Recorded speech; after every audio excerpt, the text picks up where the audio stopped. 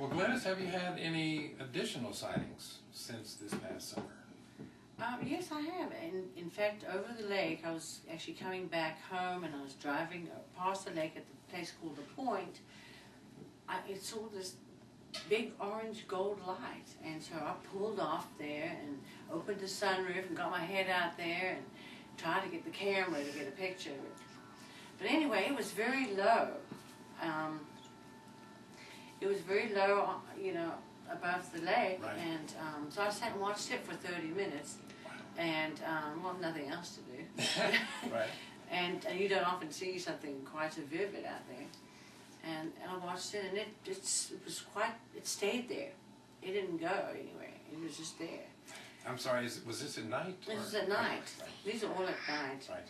And then, I think it was 2 days later, I was coming across the same path, and I saw the same gold light again. So I watched it for another 20 minutes that night too. Right.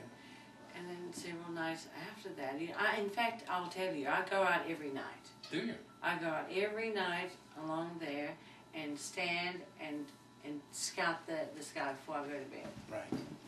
And if I don't see anything on this side, I go upstairs on the top deck and look towards the west.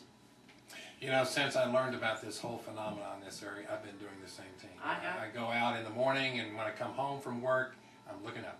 And when I wake up, when I'm awakened at 3 o'clock or 2 o'clock, the first thing I do before I go and do anything, I look out the window to see if there's something significant that I need to see. And on odd occasions, I've seen several pulsating lights over towards the east, which is right outside my bedroom. And then I'll go out downstairs at 3 o'clock in the morning, out on the walkway there, you know, freezing. But you know, I mean, I find it very fascinating. Have you ever felt, just maybe a second or a few minutes prior to that, some little intuitive nudge that maybe said, okay, need to look out that window? Yes, they're all intuitive nudges, actually. Right. I mean, you know, and then once you're on track, the intuition is always there. Right. You're always wondering. And anyway, then we had another night that was really pretty interesting. I'd seen a light over towards the west, and it was the pulsating light. And then from this side, I saw these flashing lights. One was going off towards the west, and one was taking off towards the east, southwest, southeast, and it looked like they were actually, this flashing light was going straight into the pulsating light and came through the other side. You probably thought they were going to crash. I did. I mean, I thought, oh well, we're going to see this like some pieces, you know, splashing everywhere. But anyway, I thought that was pretty interesting. And we'd been at a friend of ours' home a couple of days before that, and at his house we'd seen several of those little scouting lights everywhere. Oh, and he didn't know what they were. And then when I came home, and here I saw the same thing in a different light. So that's like an additional witness that saw what you saw. Exactly. Right. And anything else you can think of that was well, I just significant? want to say that I think this is a very special time in our lives, and that I think everybody needs to be more aware of the spiritual part of who we truly are, and not the human part of who we've been. And I think the reason why I'm seeing a significant amount of activity in the sky is because I don't have any fear of what people think of what I'm seeing or what I'm trying to say. And I try to talk about my sightings every single day. I have the opportunity of talking in my beauty shop, which is right at my home, and every day I have something to ask or something to say about, you know, the activity in the sky, and I'm trying to get people to constantly look up, and not for 1 second. They say, well, Glennis, I look up, and I'm saying, yeah, for 1 second, you're not going to see anything in 1 second. You have to take the time to actually see the difference of what we have to offer out there in the universe.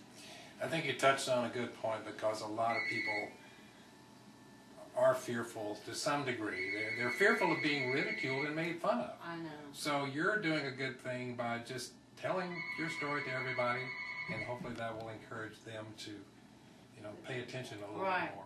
Exactly. Well, I wish they would, and we've had a few people rise up to the occasion and give us a few testimonies, but not as many as we'd like. Right. I have another question. Has anything, let's go back before June 28th, when you had your first sighting, has anything prior to that date occurred in your life that might be considered a little bit unusual or out of the ordinary? Well, we've had some orbs. Orbs? Orbs. Okay. Just 3 lights out there in the woods, and I really wasn't aware of what they were, but my neighbors across the street were talking to me about them a couple of weeks before that. They had said that they had seen them so close, and that was just on the hill up there. And lo and behold, I come down here, and then I see the same things, you know, otherwise I wouldn't have paid attention, but I thought that was pretty significant. Again, obviously this is at night. This is at night. I see most of my activity at night.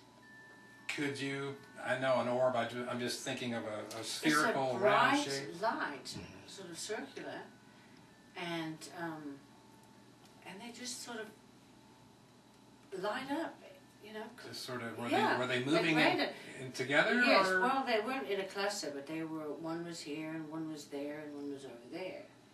I mean, they weren't in a cluster, but that was, and then they would just disappear. Any intuitive feeling about what they were or why they were there at that time? Well, you know, when things happen significantly over and over, you have to ask yourself if you're on path, or if you're doing what you need to be doing for mankind and the planet. Right. You know, I think a lot of people don't see things because they don't want to be a part of, or they have that fear factor of being a part of. Right. But I'm happy to be a part of. And I think that's why I'm seeing them so much, because I don't have the fear. You've indicated that you are willing and you want to see them. And I ask all the time, please will you show me wherever I am. Right. You know, like the Cherokee thing.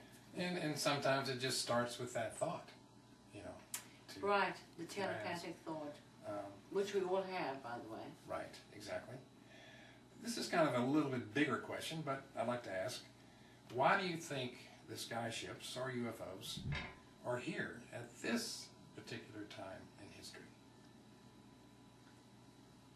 Other than the fact that we're almost in annihilation of the planet, Right. and they are here for our assistance and the planet's assistance, I think they're here to help us and help mankind to uplift mankind, actually, to a different level of consciousness and be aware of who we truly are, the oneness with the Father. Right. I know there's numerous websites and books and so forth that go into this a little bit more. I mean, there's evidence that there's certain craft or vehicles that are monitoring nuclear sites and other areas where, you know, they've been able to help. So I think you're very right. Well, it's exciting. I think there's a new world coming. Right.